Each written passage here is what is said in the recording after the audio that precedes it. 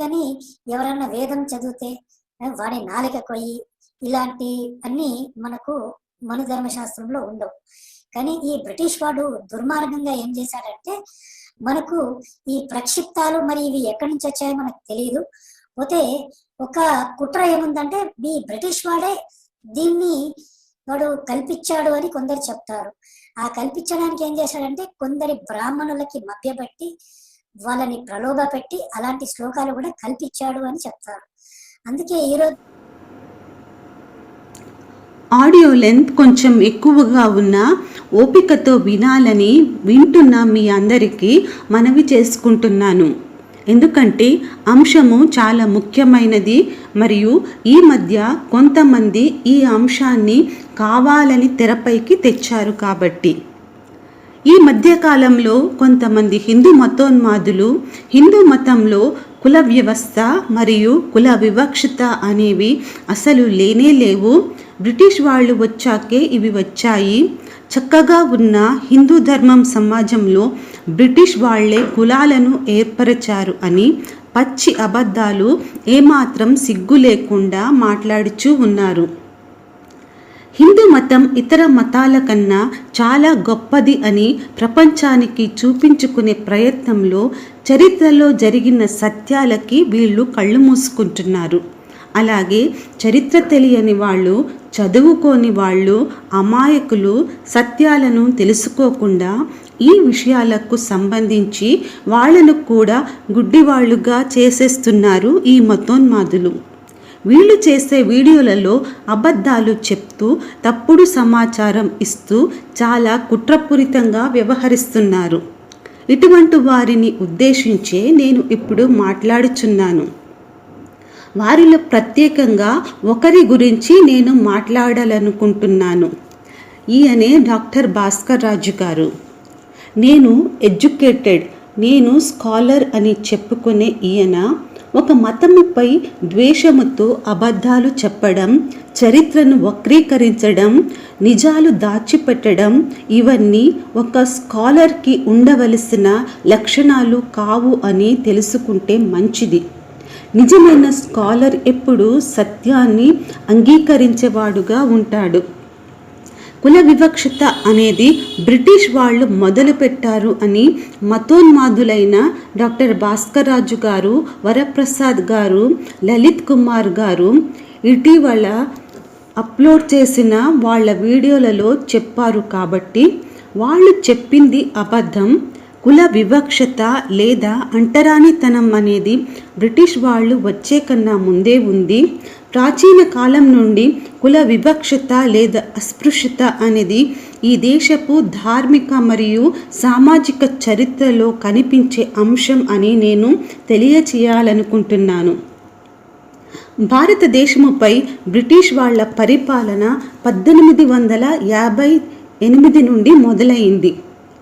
కుల వివక్షత బ్రిటిష్ వాళ్ళ రాక కన్నా ముందే ఉంది అని నేను అంటున్నాను. కాబట్టి వాళ్ళ పరిపాలన మొదలైన 1858 సంవత్సరం కన్నా పూర్వకాలం నుండే కుల వివక్షత ఉంది అని నేను నిరూపించాలి. నేను ప్రాచీన భారత కాలం నుండి మొదలుపెట్టి బ్రిటిష్ పాలన మొదలయ్యే వరకు భారతీయ సమాజంలో ఉన్న కుల వివక్షత గురించి చెబుతాను.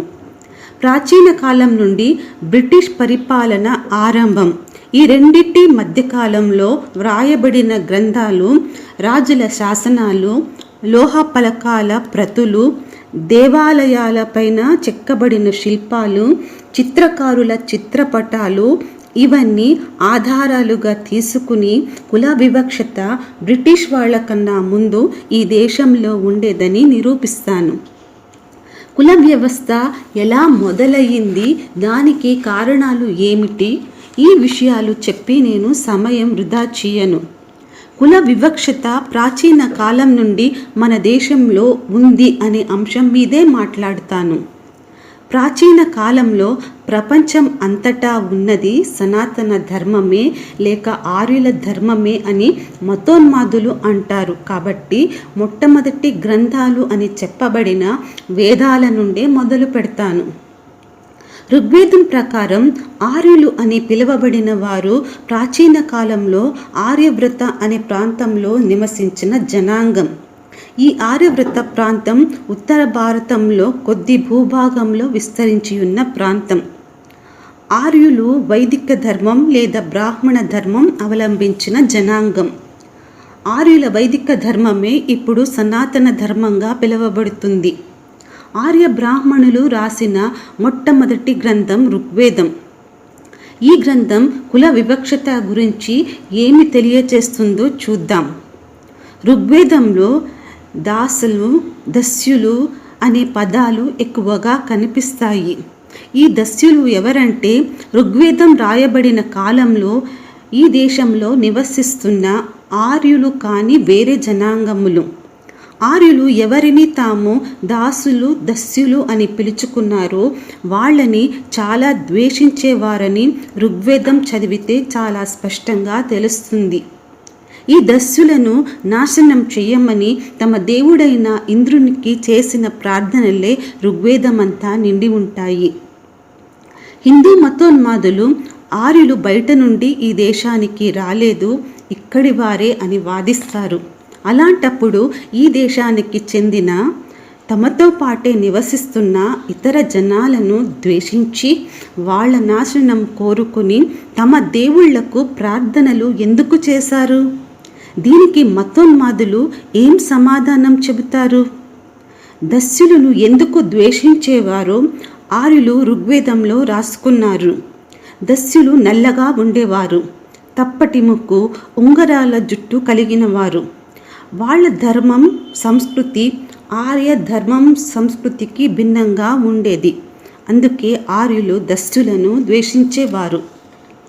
దీన్ని బట్టి తమలాగా ఉండని వాళ్ళని, తమ ధర్మాన్ని అవలంబించని వాళ్ళని అసహ్యించుకోవడం, ద్వేషించటం అనే ఒక సంస్కృతిని ఆర్యులు మొదలు పెట్టారు అని తెలిసి వస్తుంది. ఈ దస్యులనే ఆర్యులు అస్పృశ్యులుగా భావించేవారా అని అనుకోవటానికి బలమైన ఆధారాలు ఋగ్వేదం ప్రారంభంలో లేవు. అయితే తాము ఎవరిని యుద్ధాలలో ఓడించేవారో వారిని దాసులుగా చేసుకునేవారు అనడానికి చాలా ఆధారాలు ఉన్నాయి. ఆర్యుల సామాజిక వర్గీకరణలో దస్యులకు చాలా క్రింద స్థానం ఉండేది అని చెప్పడానికి కూడా చాలా ఆధారాలు ఉన్నాయి. ఐత్రేయ బ్రాహ్మణలో ఆంధ్రులు, పుండ్ర, పులింద, ముతిబ వీళ్ళని ఆర్యులు దస్యులుగా పిలిచారు. దస్యులని క్రమేణంగా అస్పృశ్యులుగా చూడటం జరిగి ఉండవచ్చు. ఎందుకంటే ఋగ్వేదం 9వ మండలం వరకు శూద్ర అనే పదం రాయబడలేదు. భారతీయ సమాజంలో నీచ అనే అర్థం వచ్చే శూద్ర అనే పదం ఋగ్వేదం 10వ మండలం పురుష సూక్త శ్లోకాలలో కనిపిస్తుంది. ఈ శ్లోకాలలో మనుష్యులు ఎలా పుట్టారు అనే వివరణ ఉంది. ప్రజాపతి బ్రహ్మ యొక్క ముఖం నుండి బ్రాహ్మణులు, భుజాల నుండి క్షత్రియులు, తొడల నుండి వైశ్యులు మరియు పాదాల నుండి శూద్రులు పుట్టారు అని రాయబడింది. పుట్టుకతోనే తాము ఏం పనులు చేయాలో, ఎలా జీవించాలో అనేది నిర్ణయించబడిన సృష్టి వివరణ పురుష సూక్త వివరణ. డాక్టర్ భాస్కర్ రాజు గారు, వరప్రసాద్ గారు, లలిత్ గారు సనాతన ధర్మంలో కుల వివక్షత, అస్పృశ్యత లేదు అని చెబుతున్నారు కదా మీరు. ఋగ్వేదములో కనిపించే నిర్వసిత శూద్రులు, అనిర్వసిత శూద్రులు, సత్శూద్ర, అసత్శూద్ర, భోజన్య, అభోజన్య ఈ పదాలకు అర్థం చెప్పగలరా? ఈ పదాలకు అర్థం తెలుసుకుని ఉంటే ఆ కాలంలో కుల వివక్షత ఉండేదో లేదో మీకు తెలుస్తుంది. శూద్రులు క్రమేణంగా 2 విభాగాలుగా విభజింపబడ్డారు. అనిర్వసిత శూద్రులు, నిర్వసిత శూద్రులు. అనిర్వసిత శూద్రులు ఎవరంటే వడ్రంగి, కమ్మర మొదలగు పనులు చేసేవాళ్ళు. అస్పృశ్యులుగా పరిగణించబడిన చండాలులు, నిషాదులు నిర్వసిత శూద్రులు క్రింద వస్తారు. చండాల, నిషాదులు పూర్తిగా అంటరాని వాళ్ళు. యజుర్వేద సంహితం ప్రకారం చండాలులు మరీ హీనమైన వాళ్ళు. అనిర్వసిత శూద్రులు, నిర్వసిత శూద్రుల గురించి పతాంజలి తన మహాభాష్య అనే గ్రంథంలో రాశాడు. ఇక సత్శూద్ర అనే మంచి వృత్తులు చేసేవాళ్ళు, అసత్శూద్ర అంటే హీనమైన పనులు చేసేవాళ్ళు. ఇక భోజన్య అంటే ఎవరు వండిన వంటలు బ్రాహ్మణులు తినవచ్చో వారు భోజన్య అని పిలువబడ్డారు. ఎవరు వండిన వంటలు బ్రాహ్మణులు తినకూడదో వాళ్ళు అభోజన్యులుగా పరిగణించబడ్డారు. ఆపస్తంభ ధర్మసూత్రంలో చండాల అనే పదం రాయబడింది. సూత్రాలు వ్రాయబడే సమయానికి అంటరానితనం ఘోరమైన రూపం దాల్చింది. ముట్టుకుంటే చాలు అపవిత్రం అయిపోతాము అనే అంతవరకు. పాణిని, మను వీళ్ళ కాలంలో శూద్రుల సామాజిక స్థితి నీచ స్థితికి చేరుకుంది. పాణిని చండాలులను అపపాత్రులు అని పిలుస్తాడు. మనువు వ్రాసిన ధర్మగ్రంథంలో అతను స్త్రీల గురించి, శూద్రుల గురించి వ్రాసిన విషయాలు చదివితే అతను ఒక మానసిక రోగి అయి ఉండవచ్చు అని అనిపించింది నాకు. పాణిని, పతాంజలి వీళ్ళ గ్రంథాలలో చండాలుడు నీచజాతికి చెందినవాడు, అంటరానివాడు అని రాసుకున్నారు. ఛందోగ ఉపనిషత్ ప్రకారం చండాలుడు కుక్కతో, పందితో సమానుడు. మహాభారతంలోని శాంతి పర్వం, వన పర్వం, అనుశాసన పర్వాలలో కూడా చండాలులను కుక్కలతో, కాకులతో పోల్చారు. శాంతి పర్వం నీచ జాతుల వారు ఎవరు అని ఒక పట్టి ఇస్తుంది. ఆంధ్రులు, గుహలు, పులిందలు, శబరులు, చూచకులు, ముద్రకులు వీళ్ళందరూ మహాభారతం శాంతి పర్వం ప్రకారం నీచజాతివారు. వీళ్ళందరూ దక్షిణ భారతానికి చెందినవారు అన్నది గమనించాలి. ఆంధ్రులు అనబడేవాళ్ళు నీచజాతి వాళ్ళుగా ఆర్యలు పరిగణించారు అన్నది గమనించదగ్గ ముఖ్య విషయం. అలాగే యవనులు, కాంబోజులు, గాంధారులు, కిరాతకులు, బర్బరులు ఉత్తర భారతదేశానికి చెందిన నీచజాతుల వారు మహాభారతం శాంతి పర్వం ప్రకారంగా. ఒకే దేశానికి చెందిన ప్రజలలో కొంతమంది ఉన్నత జాతికి చెందిన వాళ్ళు, కొంతమంది నీచ జాతికి చెందిన వాళ్ళు అవటం ఎలా సాధ్యం? అందరూ భరతమాత బిడ్డలే కదా. ఎవరు ఈ విభజన చేశారు, ఎందుకు చేశారు అని ఆలోచించాలి కదా. వేద గ్రంథాల భాగములైన స్మృతులలో 100 వర్గాల నీచ జాతి కులాల పేర్లు వ్రాయబడి ఉన్నాయి. నేను కొన్ని మాత్రమే పేర్కొంటాను. అవి ఆంధ్ర, ద్రావిడ, చమ్మకార, సైరంధ్రి, కుంభకార. స్మృతి గ్రంథాలలో చండాలులు అంత్యజలుగా పిలువబడ్డారు. అంగీరస స్మృతి 17:20, అత్రి సంహిత 17:41 శ్లోకాల ప్రకారం అంత్యజులు అంటరాని వాళ్ళు. ఇలా భరతఖండానికి చెందిన ఒకే దేశంలో నివసిస్తున్న కొంతమంది జనులను అంటరాని వాళ్లగా చేసేశారు ఆర్యులు. సాటి మనిషి అంటరాని వాడు ఎలాగా అవుతాడో వేదాలు, స్మృతులు, ఉపనిషత్తులు రాసిన వారే చెప్పాలి. అలాగే అంటరానితనం పాటించిన ఉన్నత కులాల వాళ్ళు కూడా చెప్పాలి.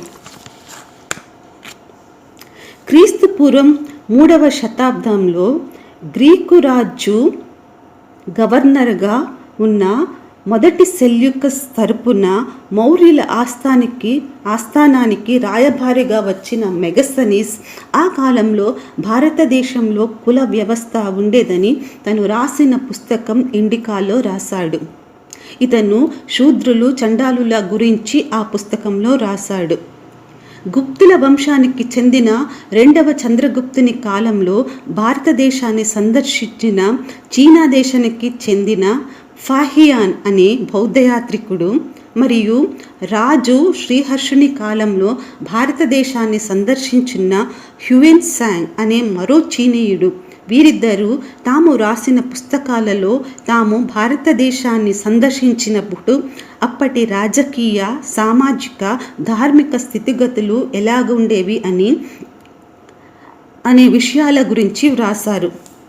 బెస్తవాళ్ళు కాసాయి పని చేసేవారు, పాకి పని చేసేవారు, వీళ్ళందరూ ఊరి బయట నివసించేవారని, ఉన్నత కులాలకి చెందిన వాళ్ళు వాళ్ళని అంటరాని వారిగా చూసేవారని వ్రాసారు. ప్రాచీన బౌద్ధ, జైన చాలా గ్రంథాలలో కూడా చండాలుల గురించి వ్రాయబడి ఉంది. నేను 2-3 ఉదాహరణలు మాత్రమే చెబుతాను. చిత్తసంభూత జాతక కథలలో ఊరిలోకి ప్రవేశించాడని ఒక చండాలుడిని చితకబాదిన సన్నివేశం ఉంది. ఇదే కథలలో ఒక బ్రాహ్మణుడు తన భార్య వ్యభిచరిస్తున్నదని తెలుసుకుని ఆమెను పాప చండాలి అని తిడతాడు.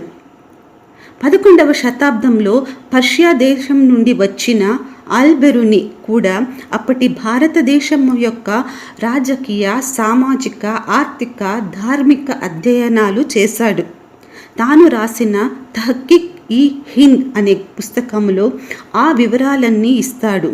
ఇతను కూడా చండాలుల జీవన విధానం గురించి వివరించాడు.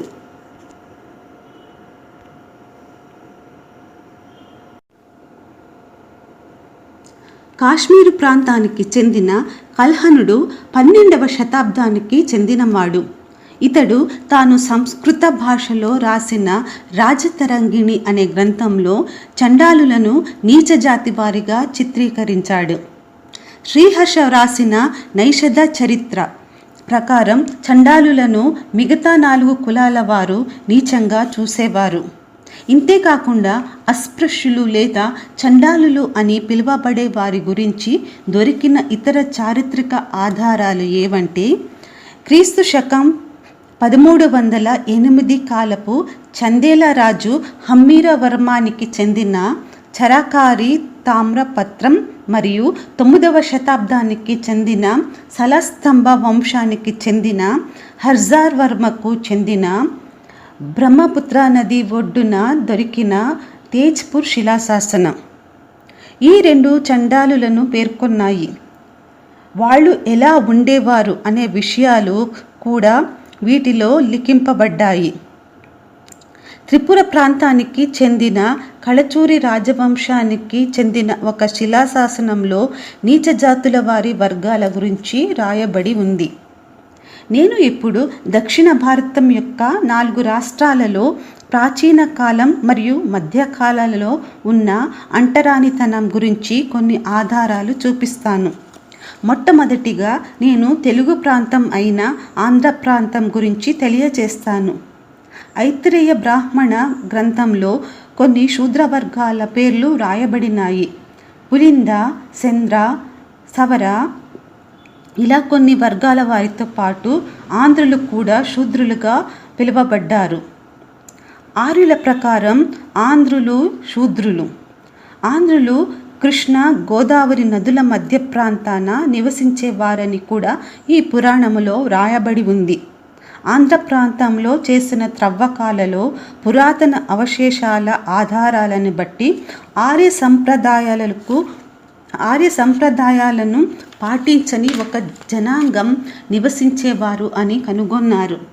ఈ జనాంగం చిరుధాన్యాలను పండించేవారని, పశువులు, గొర్రెల కాపరులుగా ఉండేవారని, చనిపోయిన వారిని పాతిపెట్టే పద్ధతి అవలంబించేవారని త్రవ్వకాలలో దొరికిన ఆధారాలను బట్టి నిర్ణయించడం జరిగింది.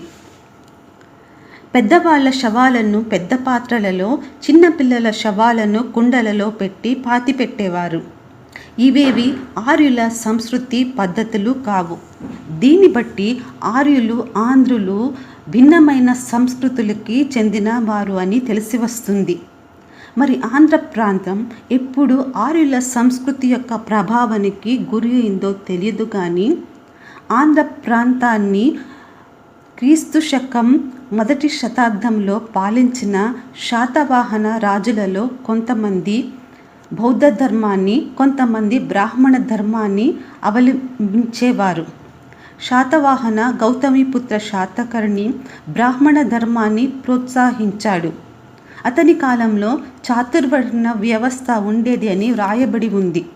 మత్సరాజు అర్జునుడికి చెందిన క్రీస్తు శకం 1269 కాలం నాటి దిబ్బిడ తామ్రపత్ర పత్ర శాసనంలో చండాలుల నీటి అవసరం కోసం ప్రత్యేకమైన చెరువు ఉండేది అని తెలియచేస్తుంది. ఈ దిబ్బిడ తామ్రపత్రం ప్రస్తుతం మద్రాసు మ్యూజియంలో ఉంది. అలాగే కాకతీయుల మల్కాపురు శాసనం అంటరాని వాళ్ళు ఊరు బయట నివసించేవారు అనే విషయం తెలియచేస్తుంది. పూర్వ చాళుక్యులకు సంబంధించిన శాసనాలలో వెట్టి చాకరీ చేస్తున్న అంటరాని వారు వ్యవసాయం చేసుకుని బ్రతకటం కోసం ప్రత్యేకంగా కొంత భూమిని వారి కొరకు ఇచ్చినట్టు వ్రాయబడి ఉంది. ఇక ఆంధ్రలో అంటరాని వాళ్ళుగా పిలువబడుచున్న మాలల చరిత్ర 11వ శతాబ్దం నుండి మొదలవుతుంది. పైన చెప్పిన విషయాలను బట్టి ఐతరేయ బ్రాహ్మణ పుస్తకం వ్రాయబడిన కాలం నుండే ఆంధ్ర ప్రాంతంలో అంటరానితనం ఉండేది అని చెప్పవచ్చు. ఇప్పుడు తమిళ ప్రాంతంలో అంటరానితనం గురించి ఉన్న ఆధారాలు ఏవో తెలుసుకుందాం.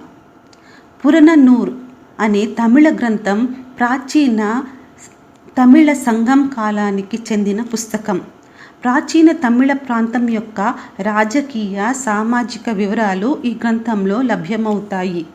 ఈ గ్రంథంలో అస్పృశ్యతకు సంబంధించిన ఆధారాలు ఉన్నాయి.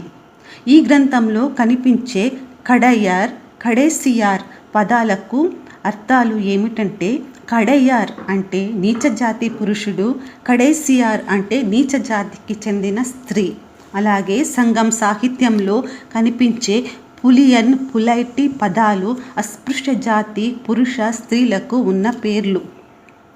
సంఘం సాహిత్య కాలం ప్రారంభ దశలో అస్పృశ్యత ఉండేది అని చెప్పడానికి ఆధారాలు లేవు, కానీ క్రమేణంగా తర్వాత కాలంలో ఉన్నది అనడానికి సంఘం సాహిత్యంలో ఆధారాలు ఉన్నాయి. దీనికి కారణం తమిళ ప్రాంతం మెల్లగా ఆర్య సంస్కృతి ప్రభావానికి గురి అవ్వటం కావచ్చు. పల్లవ రాజుల కాలానికి సంబంధించిన తేవరం అనే గ్రంథంలో అస్పృశ్యుల ప్రస్తావన ఉంది. పల్లవుల శాసనాల ప్రకారం ఆ కాలంలో చాలామంది బ్రాహ్మణులు ఉత్తర భారత ప్రాంతం నుండి దక్షిణ భారతం వలస వచ్చారని, పల్లవ రాజులు వారికి భూములను దానం చేశారని, బ్రాహ్మణ ధర్మాన్ని అవలంబించి పోషించారని వివరాలు ఉన్నాయి. బ్రాహ్మణులు ఎక్కడ ఉంటారో అక్కడ కుల వివక్షత ఉంటుంది కదా. ఆర్యపడై కదంత అనే బిరుదాంకిత నెదుంజలియన్ అనే సంఘం కాలానికి చెందిన రాజు ఒక కవి కూడా. ఇతను మదురై కాంచి అనే గ్రంథం రాశాడు. ఇతను కూడా చాతుర్వర్ణ వ్యవస్థ గురించి ప్రస్తావించాడు. తమిళులకి అతి ముఖ్యమైన గ్రంథం తొల్కాప్పియం. ఇది తమిళ వ్యాకరణానికి సంబంధించిన గ్రంథం. ఈ గ్రంథంలో కూడా కులాల గురించి, అంటరాని వాళ్ళ గురించి వ్రాయబడింది. ఇక క్రీస్తు శకం 8వ శతాబ్దం ఆళ్వర్, నాయనర్ వీళ్ళ కాలానికెల్లా అంటరానితనం వంశ పారంపర్యం మరియు శాశ్వతం అయిపోయింది అని తెలుస్తుంది. బర్బోసా డువార్టే అను పోర్చుగీసుకి చెందినవాడు క్రీస్తు శకం 1503 నుండి 1517 మధ్యకాలంలో భారతదేశం కన్నన్నూరులో గడిపాడు.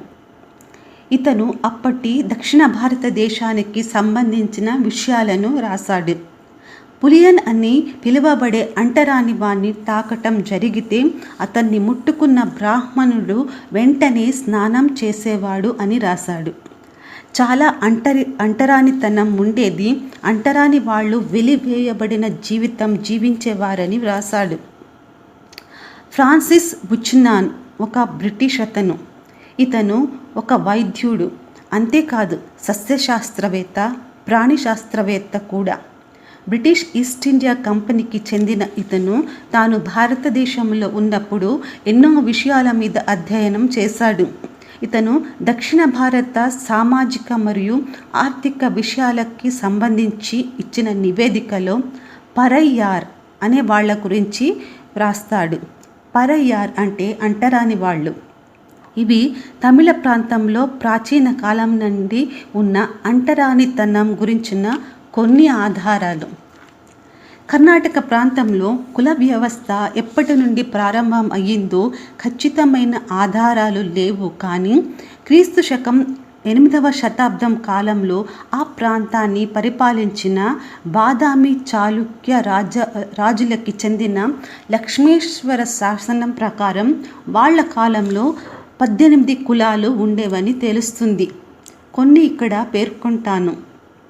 అగస, హొలయ, నవిడ, జేడ, చిప్పిగ, తెల్లిగ, కుంబార, దొమ్మర, పిండారి, పొరవి, మోచ్చగ, మేడ, గొల్ల, తంబులిగ, దొంబ అనేవి. వీళ్ళందరూ ఊరి బయట నివసించే వర్గాలు. వీళ్ళలో హొలయ అనేబడేవాళ్ళు పూర్తిగా చండాలులు లేదా అంటరాని వాళ్ళు, అసహించుకోదగిన వాళ్ళుగా పేర్కొనబడ్డారు. రాజులు తమని తాము వర్ణాశ్రమ ధర్మరక్షకులుగా పిలుచుకున్నారు.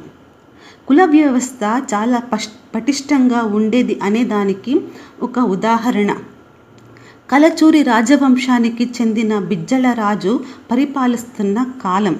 ఇతని రాజ్యంలో ఒక జంట అంతర్జాతి వివాహం చేసుకున్నందుకు ఆ జంటను వాళ్ళ తల్లిదండ్రులను చంపించేస్తాడు రాజు. కన్నడ ప్రాంతంలో పెద్ద ఎత్తున సామాజిక మరియు ధార్మిక ఉద్యమాలు జరిగాయి. 12వ శతాబ్దానికి చెందిన బసవಣ್ణ అను వీరశైవ మతానికి చెందిన గురువు అస్పృశ్యతకు విరుద్ధంగా గొంతు ఎత్తారు. ఆయన ప్రారంభించిన సామాజిక ఉద్యమం ఒక నూతన రకం సాహిత్యానికి దారితీసింది. దాన్ని వచన సాహిత్యం అంటారు. అక్క మహాదేవి, అల్లమ ప్రభు, మడివాళ్ల మాచిదేవ, మాదార చెన్నయ్య, అంబిగ చౌడయ్య వీళ్ళందరి వల్ల వచన సాహిత్యం సుసంపన్నమైంది. వీళ్ళందరూ మనుషుల మధ్య భేదాలను తిరస్కరించారు. అంటరానితనం లేదు అని వాదించేవాళ్ళు వచన సాహిత్యం చదివితే అంటరానితనం ఉండేదో లేదో తెలుసుకుంటారు. తెలుగు వేమన పద్యాలలో కూడా అస్పృశ్యత గురించి పద్యాలు ఉన్నాయి కదా. ఇక కేరళ విషయానికి వస్తే నంబూదిరి బ్రాహ్మణుల ఆధిపత్యంలో ఏర్పడిన కుల వ్యవస్థ విష్ణువు అవతారమైన పరశురాముడు ఆదేశించిన ప్రకారంగా ఉంది అని కేరళ ధర్మగ్రంథాలు తెలియచేస్తాయి.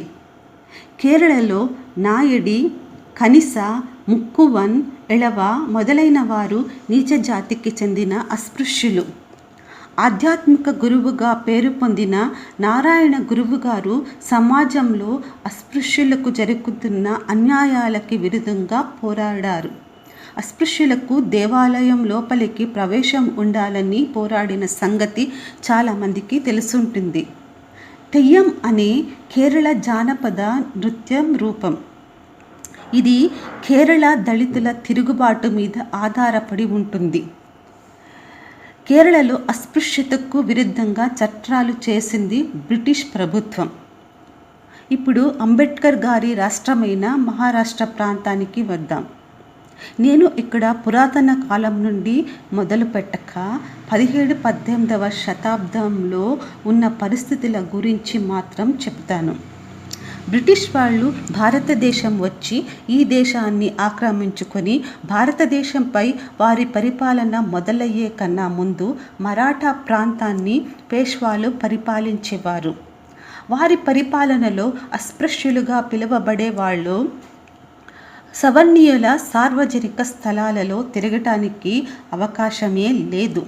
అస్పృశ్యుల నీడను కూడా అసహ్యించుకునేవారు. వాళ్ళ నీడను తాకినా మలినమైపోతాము అని ఉన్నత కులాల వాళ్ళు అనుకునేవారు. తాము అస్పృశ్యులు అని గుర్తింపబడటానికి అస్పృశ్యులు తమ మెడకు కానీ చేతికి కానీ నల్లదారాన్ని తప్పనిసరిగా కట్టుకోవాలి. పేష్వల రాజధాని అయిన పూనాలో అంటరాని వాళ్ళు తమ వీపుల వెనకాల చీపిరి కట్టుకోవాలి మరియు మెడ వెనకాల ఒక కుండను కట్టుకోవాలి. ఎందుకంటే అస్పృశ్యులు నడిచిన నేల మరియు వాళ్ళ ఉమ్ము వలన మైల పడిపోతాము అని అగ్రకులాల వాళ్ళు భావించేవారు. నేను ఇక్కడ ఎక్కువ విషయాలను చెప్పను. అంబేద్కర్ గారి రచనలు చదివితే చాలా విషయాలు తెలుస్తాయి. ఏ హిందూ మతోన్మాదులు సనాతన ధర్మంలో అంటరానితనం లేదు అని వాదిస్తూ ఉంటారో వాళ్ళే ప్రతిదానికి భారతమాత ప్రస్తావన తెస్తూ ఉంటారు. మరి ఆ భారతమాత బిడ్డలైన కొంతమంది మాత్రం అంటరాని వాళ్ళు ఎలా అయ్యారు?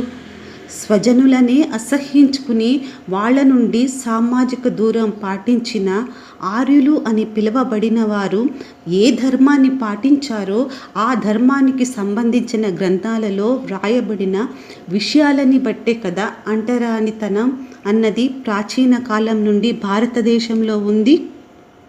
ప్రాచీన కాలం నుండి మన దేశంలో కొంతమంది జనులు జీవించిన రీతి తెలుసుకుంటే అంటరానితనం ఈ దేశంలో ఉండేదా లేదా తెలుస్తుంది. ఆ జనులు ఎవరు? వాళ్ళ గురించి ప్రతి హిందూ గ్రంథంలో ఎక్కడెక్కడ ఏమి చెప్పబడింది, మరియు కొన్ని ప్రాంతాలలో వాళ్ళకి సంబంధించిన చారిత్రక ఆధారాలు కూడా చెప్పాను. ఒక్కో ప్రాంతాలలో ఒక్కో పేరుతో పిలువబడ్డారు అంటరాని వాళ్ళు. ఉదాహరణకు కన్నడ ప్రాంతంలో హొలెయరు అని, తెలుగు ప్రాంతంలో మాల మాదిగలు అని, మహారాష్ట్రలో మహర్లు అని. వేద శ్లోకాలలో తమలాగా తెల్లగా కాకుండా నల్ల రంగులో ఉన్న వారిని దస్యులు అని పిలిచారు. వీళ్ళని అనవ్రత అమానుష అని కూడా పిలిచారు ఆర్యులు. ఆ రంగును బట్టి ఏమో వాళ్ళని అసహ్యించుకునేవారు. ఈ దస్యులే తర్వాత చండాలుగా పిలువబడ్డారేమో. ఈ చండాలులు అని పిలువబడే వారిని ఉన్నత వర్గాలకి చెందిన వాళ్ళు చాలా అసహ్యించుకునేవారు. వాళ్ళు తమ కంటపడితేనే తాము అపవిత్రమైపోతాము అని భావించేవారు. అందుకే చండాలుని చూచిన వెంటనే సూర్యుడిని చూడాలి, చండాలుడిని తాకితే నదిలో మునిగి స్నానం చెయ్యాలి అని నియమాలు పెట్టుకున్నారు. అత్రి, అంగిరస, శతపథ, ఔపాసన శృతులలో ఒకవేళ బ్రాహ్మణుడు అంటరాని వాని నీడను తాకితే తనను తాను ఎలా పరిశుభ్రపరచుకోవాలో ఆ విషయాలు రాయబడినాయి. చండాలుడు ఏ మార్గంలోనైనా వెళుతున్నప్పుడు ఒక కర్రతో నేలను కొట్టి శబ్దం చేస్తూ ముందుకు సాగాలి. ఆ శబ్దం విని చండాలుడు ఆ మార్గంలో వస్తున్నాడని తెలుసుకొని ఉన్నత కులానికి చెందినవారు ప్రక్కకు తప్పుకునేవారు. ఈ విషయం హిందూ గ్రంథాలలో ఉంది. అలాగే జైన కవి రచయిత హేమచంద్ర కూడా రాశాడు. యజ్ఞవల్క మరియు స్మృతి చంద్రిక గ్రంథాలలో అంటరాని వాళ్ళు ఉన్నత జాతుల వారి నుండి ఎంత దూరంలో ఉండాలో వ్రాయబడింది. బ్రాహ్మణుడిని ఏ శూద్రుడి అయినా నిందించటం జరిగితే అతని నాలుక కత్తిరించబడాలి. దీనికి మను ఇచ్చే కారణం ఏమిటంటే అతడు బ్రాహ్మణుడి కన్నా క్రింద భాగం నుండి అంటే ముఖం నుండి కాక పాదాల నుండి జన్మించిన వాడు గనుక. చాణక్య, కౌటిల్యుడు కూడా చాలా విషయాలలో మను ధర్మాన్ని సమర్థిస్తాడు. అతని ప్రకారం అంటరాని వాళ్ళు ఉన్నత కులాల వారి గురించి తప్పుగా మాట్లాడితే అతను దండం చెల్లించాలి. అంటరాని వాడు బ్రాహ్మణ జాతి వాళ్లతో సమానంగా కూర్చుంటే అతని పిరుదులపైన వాతలు పెట్టి అతనిని గడిపారు చేయాలి. ఈ పని రాజే చేయాలి అని మను రాశాడు. అంటరాని వాడు పైజాతి స్త్రీతో సంబంధం పెట్టుకుంటే అతని పురుషాంగం కత్తిరించబడుతుంది. అదే ఉన్నత కులానికి చెందిన మగవాడు అంటరాని స్త్రీ శీలం పాడు చేస్తే కేవలం 500 రూపాయలు దండం చెల్లిస్తే చాలు. నీచ కులానికి చెందిన మగవాడు మరియు ఉన్నత కులానికి చెందిన స్త్రీ ఈ ఇరువరి వివాహ సంబంధం హేయమైనదిగా, నీచమైనదిగా సమాజం పరిగణించేది. ఇక ఆహార విషయానికి వస్తే తాము తినే ఆహారాన్ని ఒకవేళ చండాలుడు చూస్తే ఆ ఆహారం అపవిత్రమైపోతుంది అని బ్రాహ్మణులు భావించేవారు. అపస్తంభ సూత్రం ప్రకారం అంటరాని వాళ్ళ కంటబడిన ఆహారాన్ని బ్రాహ్మణులు భుజింపరాదు. యజ్ఞవల్కుడు కూడా ఇదే చెబుతాడు. హిందూ ధర్మకర్త మను నీచ కులస్తులు ఇరిగిపోయిన మట్టి పాత్రలో భోజనము చేయాలి అని తన గ్రంథములో ఆజ్ఞాపిస్తాడు. మనుస్మృతిలో చండాలులు ఉన్నత కులానికి చెందిన చనిపోయిన వాళ్ళ బట్టలే వేసుకోవాలి అని మను రాస్తాడు. వాళ్ళు బంగారు ఆభరణాలు ధరించకూడదు. సాధారణ లోహంతో చేసిన దండలే వేసుకోవాలి. మహాభారతంలోని శాంతి పర్వంలో శూద్రులు ధనం సంపాదించుకొనరాదు, వేరే ఇతరతర ఆస్తులు కూడా సంపాదించుకొనరాదు అని వ్రాయబడి ఉంది. వాళ్ళు ఉన్నత కులాల వాళ్ళు ఇచ్చిన పాత బట్టలు మాత్రమే ధరించాలి. మను చెబుతాడు, శూద్రులు ఆవుల్ని గేదెల్ని కాక కేవలం కుక్కల్ని గాడిదలను మాత్రం పెంచుకోవాలి అని. దేవీ పురాణం 72వ స్కందము 52వ శ్లోకం ఏమి చెబుతుందంటే, అంటరాని వాళ్ళ ఇళ్ళు ఊరి బయటనే ఉండాలి అని. పట్టణ ప్రణాళిక, ఇంగ్లీష్లో టౌన్ ప్లానింగ్ అంటారు. పట్టణ ప్రణాళికకు సంబంధించిన శిల్పరత్న అనే గ్రంథం ప్రకారం చండాలుల ఇళ్ళు ఊరికి 3 కిలోమీటర్ల దూరంలో ఉండాలి. హిందూ ధర్మకర్త మను ప్రకారం ఆంధ్రులు, మాడలు, చండాలులు ఊరి బయట ఉండాలి. ఈ ఆంధ్రుల గురించి నేను ఇంతకు ముందే వివరించాను. ఆపస్తంభ ధర్మసూత్రం 1, 3, 9, 25 శ్లోకాలు చండాలులను ఊరి బయటే పెట్టాయి. ఇదే నియమాన్ని మార్కండేయ పురాణం మరియు బౌద్ధాయన ధర్మసూత్రం చండాలులకి గట్టిగా చెప్పాయి. ఇక చదువు విషయానికి వస్తే, ప్రాచీన కాలం నుండి బ్రిటిష్ వాళ్ళు ఈ దేశంలో అడుగుపెట్టే అంతవరకు అంటరాని వాళ్లకు విద్య లేదు. వేదకాలంలో వాళ్ళకి విద్యను తిరస్కరించారు. వాళ్ళు అసలు వేదాలను నేర్చుకోరాదు, వినరాదు కూడా. శూద్రులు వేదాలను పఠిస్తే 10 అంగుళాల ఉక్కుదండం కాల్చి నాలుక మీద వాత పెట్టాలి అనే శిక్ష మను విధించాడు. శూద్రుడు పొరపాటున అయినా వేదాలు వింటే చెవిలో వేడి సీసం పొయ్యాలి. ఇది కూడా మను ఆజ్ఞే. 2 చండాల అబ్బాయిలు విద్య నేర్చుకోవాలని తక్షశిలకు మారువేషంలో వెళతారు. వాళ్ళు మాట్లాడిన భాషను బట్టి వాళ్ళు అంటరాని వాళ్ళు అని వెంటనే కనుక్కొని వాళ్లను చితకొట్టి తరిమేస్తారు. ఇది జాతక కథలలో వ్రాయబడింది. శూద్రుల వస్త్రధారణ ఎలాగుండేది అనేది దేవాలయాల మీద చెక్కబడిన శిల్పాలను బట్టి, కొండ గుహల్లో చిత్రించిన చిత్రాలను బట్టి తెలిసి వస్తుంది. శూద్రులు పూర్తి దేహానికి వస్త్రాలు ధరించిన వారిగా కనబడరు. వారికి పై వస్త్రం ఉండదు. దీనికి కారణం శూద్రులు మంచి వస్త్రాలు ధరించకూడదు అన్న నియమం ఉండేది కాబట్టి. చాలా శిల్పాలలో శూద్రులను తప్పటి ముక్కు, లావు పెదాలు, గింగిరాల జుట్టు కలుగున్న వారుగా చెక్కబడ్డారు. దీన్ని మనం అజంతా గుహల్లో ఉన్న చిత్రాలలో కూడా చూడవచ్చు. ఇంకా ఎన్నో ఆధారాలు చెప్పవచ్చు, కానీ సమయం లేదు కాబట్టి నేను చెప్పటం లేదు. శూద్రులు చండాలుల వస్త్రధారణ ఎలాగా ఉండేది అనేది మన భారతీయ ఐతిహాసిక మరియు జానపద సినిమాలలో చూపించారు. గ్రంథాలలో వ్రాయబడిన విషయాలే మరియు శిల్పాలు ఇవే కదా సినిమా వాళ్ళకి ఆధారం. మన దేశంలో అంటరానితనం నిరూపించే ఎన్నో ఆధారాలు మీకు తెలియచేశాను. చెప్పటానికి ఇంకా ఎన్నో విషయాలు ఉన్నాయి. సమయం దృష్టిలో ఉంచుకొని ఎంపిక చేసుకొని కొన్ని విషయాలు మాత్రమే చెప్పాను. చెప్పినవన్నీ బ్రిటిష్ వాళ్ళు భారతదేశానికి రాకమునుపు విషయాలే. బ్రిటిష్ వాళ్ళు కుల వ్యవస్థను భారతీయ గ్రంథాలలో చొప్పించలేదు. అలాగే అంటరానితనం భారతీయ సమాజానికి నేర్పించలేదు అని నేను నిరూపించాను. హిందూ గ్రంథాలలో వ్రాయబడిన తప్పుగా అనిపించే విషయాలన్నీ బ్రిటిష్ వాళ్ళు చేసిన ప్రక్షిప్తాలనడం, ప్రతి చెడును బ్రిటిష్ వాళ్ళకి అంటగట్టడం పరిపాటి అయిపోయింది హిందూ మతోన్మాదులకి. నేను చెప్పిన ప్రతి విషయం గ్రంథాల్లో లిఖింపబడి ఉన్నవే, చరిత్రలో దాఖలా అయిన విషయాలే. కుల వ్యవస్థ, అంటరానితనం బ్రిటిష్ వాళ్ళ వలన వచ్చింది అని చెప్పిన మతోన్మాదుల స్టేట్మెంట్ తప్పు అని నేను నా వాదనను వినిపించాను.